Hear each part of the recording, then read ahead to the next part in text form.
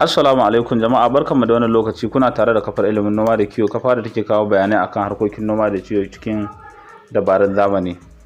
A wannan kafa idan muka manta ba, a baya mun yi bayanai akan yadda ake amfani ko ake hada magungunan kiwon kaji na gargajiya, wanda a cikin irin bayanan muka kawo bayani akan aloe vera da kuma amfaninta. A cikin bayanan da muka kawo a wannan lokaci ba mu yi bayani akan yadda za a hada ba a baiwa kaji ko kuma sauran tsuntsaye ba. A bisa wannan dalili muka yanke shawarar kawo muku amsoshin tambayoyinku akan aloe vera na yadda za ku hada. A cikin amsoshin tambayan akwai bayani akan amfaninta da kuma adadin da ya dace a amfani da ita a kaji, mataki na girman kaji, da kuma irin matakin da cuta ta kama kaji ko kuma irin manufar bayarwar, kamar misali idan a rigakafi ne, da kuma ƙara garkuwar jikin kaji. Amma kafin na yi nisa, bari na fara bayyana ita kanta aloe vera. Da farko, ita aloe vera muhimmin koren tsiro ce, saboda mutane da yawa sun yi tambaya akan menene aloe vera. To tsiro ne ita aloe vera, kuma kore wanda yake yin ganye mai kauri a jikinsa.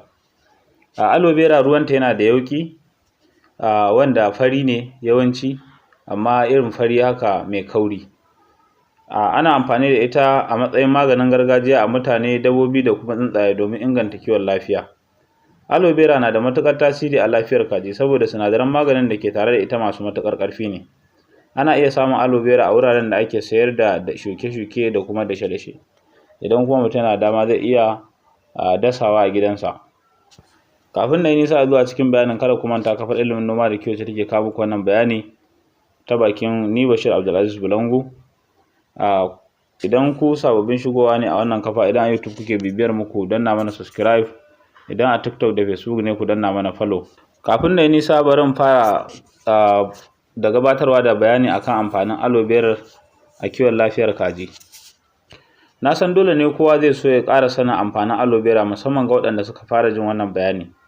A taƙaice dai, na farko, aloe vera tana taimakawa wajen ƙara ƙarfin garkuwar jikin kaji, wanda ke taimaka musu wajen kare kansu daga kamuwa daga cututtuka.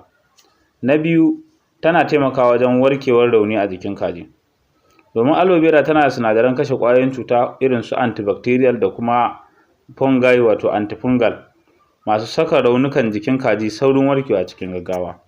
Na uku, aloe vera tana inganta narkewar abinci, wadda narkewar abinci a cikin kaji na ingantuwa, yana taimakawa wajen ƙara saurin girman kaji, domin abincin da suka ci da sinadaran da ke cikin abincin zai bi jikinsu da wuri.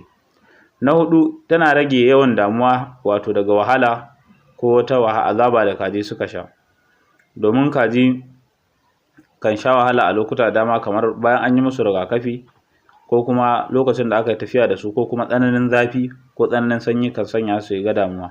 To aloe vera na taimakawa wajen rage wannan matsala. Na biyar, tana inganta lafiyar numfashi. A lokuta dama akan samu kajin mutum ya su rika kakari, ba da wata alama ta cuta, amma kuma numfashinsu yana rirriƙewa, suna yin kamar suna mura. To aloe vera tana taimakawa wajen rage matsalolin numfashi, kamar ita kanta murar, idan aka haɗa ta da ruwa aka ba wa kaji suka sha. Akwai hanyar da ake yin amfani da aloe vera. Hanyar da ake amfani da aloe vera hanya ce mai sauƙi wajen sakawa a ruwa, ko kuma a shafa kai tsaye a wajen raunin jikin kaji, idan maganin rauni ake so a yi wa kajin da za a yi amfani da ita a kansu. Sai bayani akan yadda ake haɗa aloe vera da adadin da ake ba wa kaji a dukkan matakan girma. Da farko, yana da kyau duk wanda zai amfani da aloe vera ya sani ba a ɗaukan kowane irin adadi a ba wa kaji ba tare da bin ƙa'ida ba. Saboda haka duk wani magani ana bada shi bisa tasirin cuta da kuma matakin girman kaji, domin kada hakan ya yi musu lahani. Wuce ƙa'ida ko kuma ba wa kaji adadin aloe vera da ya fi ƙarfin jikinsu, hakan na iya jawo su cutu. Don haka a nan zan kawo adadin da ya kamata a ba wa kaji, daga matakin girmansu, ko a rigakafi, ko kuma a maganin cuta, ko inganta garkuwar jiki da lafiyar numfashin kaji, da dai sauransu. Zan fara bayani na da ƙananan kaji wato day old. Dukkan ƙananan kaji daga day old har zuwa sati 4, a zuba mil 5 zuwa mil 10 na ruwan aloe vera a cikin lita 1 na ruwan shan kaji. A kiyaye wuce ƙa'ida, wannan adadi ya isa ya magance matsaloli masu yawa a ƙananan kaji. A yadda za a haɗa, da farko za a samu aloe vera, za a tsaga ta, a cire wannan koren ɓawon da yake bayanta, wannan mai kauri yauƙi ne na cikinta, sai a haɗa shi da ruwa kaɗan, a dama shi ya yi kauri, sai a samu sirinji ko kuma wata kwalba mai lamba ta mil a jikinta, sai a zuba a ciki, a auna adadin da ake buƙata sai a zuba a cikin ruwa lita 1. Idan an yi haɗin sai a riƙa ba wa kaji suna sha sau 2 zuwa sau 3 a cikin kowane sati. Idan lafiya ƙalau suke domin rigakafi, idan kuma ba su da lafiya za a iya ba su na tsawon kwana 5 zuwa 7. A gaba zan yi bayanin irin yadda za a yi idan cuta ta kama kaji da kuma irin cutar, da kuma idan ƙwai ake so a ƙara wa kaji, idan kuma so ake a ƙara musu garkuwar jiki, duka zan yi bayani a gaba a wani sabon bayanin da zan gabatar.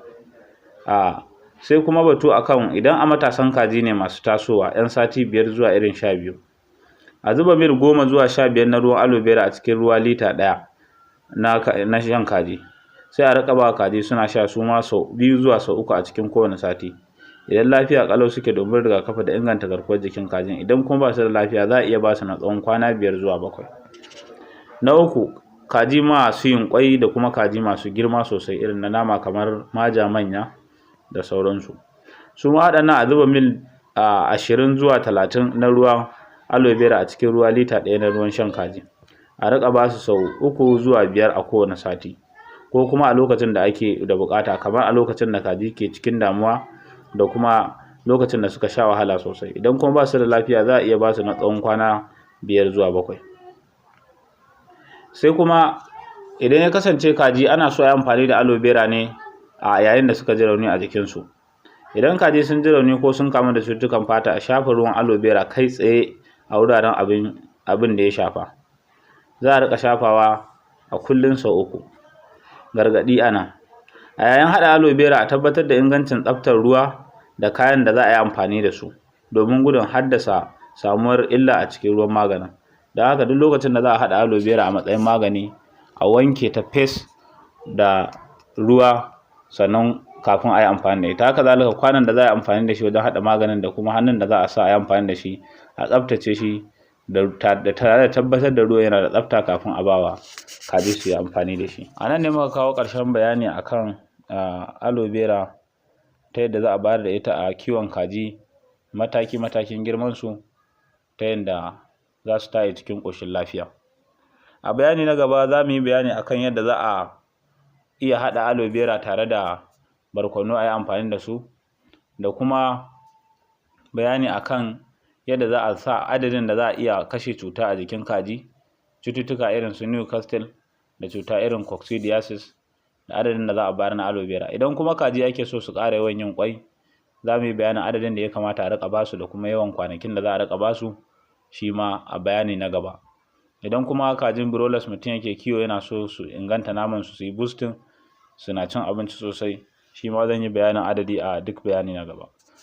Kada ku manta, kafar ilimin noma ce ta kawo mu, ku ci gaba kasancewa tare da ita a kowane lokaci. Ilimin noma da kiwo ta ku ce. Ni ne naku Bashir Abdulaziz Bulangu, a har kullum. Bisalam.